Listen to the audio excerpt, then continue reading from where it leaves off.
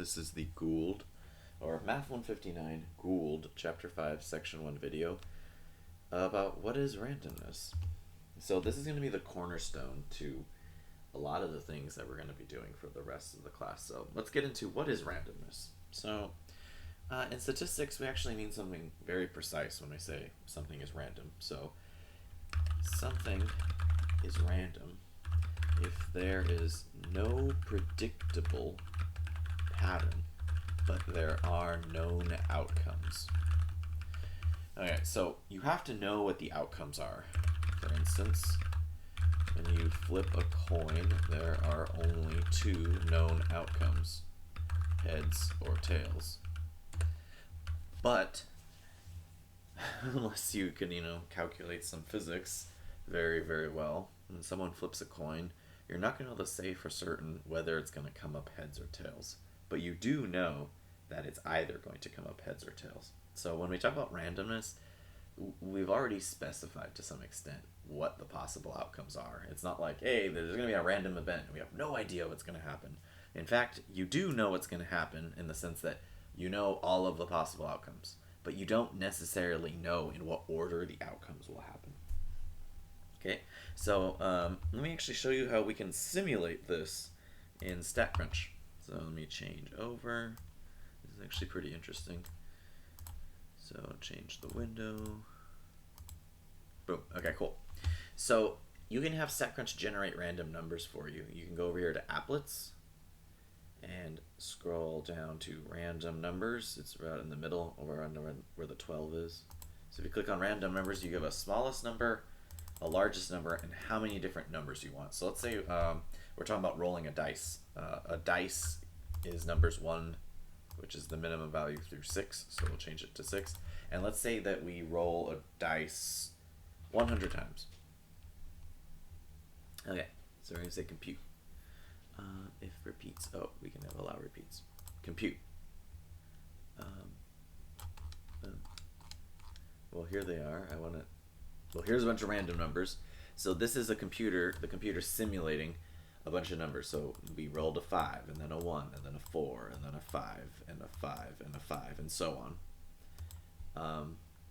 There's another way to generate random numbers. You can go to data. You can go to simulate. There are these different distributions. We're going to learn what these are, but for now, we're going to go to custom. Okay. So you see how it says values, it says select variable, so we're going to put here outcomes. So if we're flipping a coin, you could put heads and tails. So those are the possible outcomes. Then you have to put the weights. So we'll make a new variable over here called weights. So a fair coin would be 50% heads and 50% tails, which I'm putting 0.5 and 0.5. So you put the outcomes in one variable and the weights in another. So we're going to go data, simulate, custom. The values are in outcomes, the weights are in weights. And I want one row with 50 numbers. So, sorry, one column with 50 rows. So what that means is we're going to put all of the data in one column with 50 rows. That's the same as flipping a coin 50 times. Okay. Compute. Here. So here's our new variable. This is the outcome of flipping a coin 50 times. It simulates it. You can see that it starts at 1 and goes all the way down to 50. Okay. So you can see that the computer here flipped heads, heads, tails, tails, tails, and then a bunch of heads. So we can analyze this. We can go to stat, and we can go to tables, we can make a frequency table of the outcomes. Now, what do you expect to happen for the percentage of heads and tails? Well, it should be about 50 and 50%. And it's not going to be exactly the same thing. In this case, we got 60% heads and 40% tails, and we'll talk about why that happens in a moment here. But the fact is, you can simulate lots of different things by doing this. You can specify what percentage of the time it probably should happen. Okay, so let's go back to OneNote. Okay, so what is probability? Probability is the measure of how often random events occur. For example, in our simulation,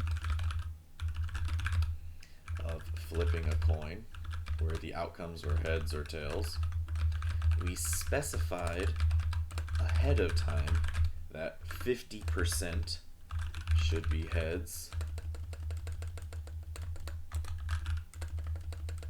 Sorry. And the other 50% should be tails. That is a probability where we specified how often the random events occur. So remember, flipping a coin has two outcomes in its random event, being either heads or tails, and we're specifying, well, how often should you get heads? 50% of the time. How often should you get tails? 50% of the time. But you might remember that in the simulation, 60% were heads and I think 40% were tails. You might be wondering, like, what gives with that? Okay, this is because there are actually two types of probabilities.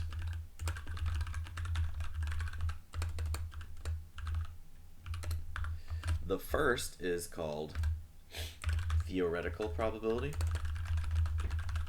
and the second is called empirical probability.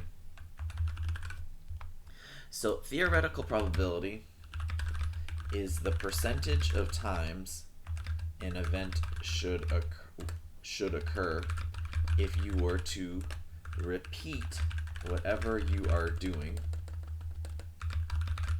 an infinite number of times.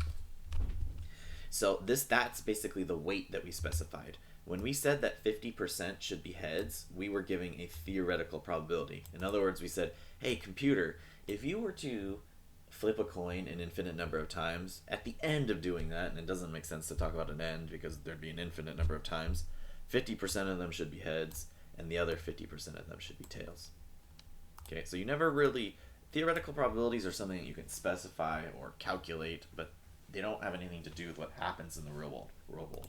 Empirical probability, on the other hand, is the percentage of times that is actually observed in an experiment or a simulation or an observational study.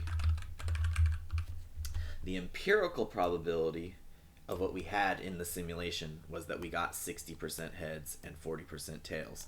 Now these two things can be in conflict, or they appear to be in conflict, but they aren't actually in conflict, because the empirical probability is only after a finite number of tries,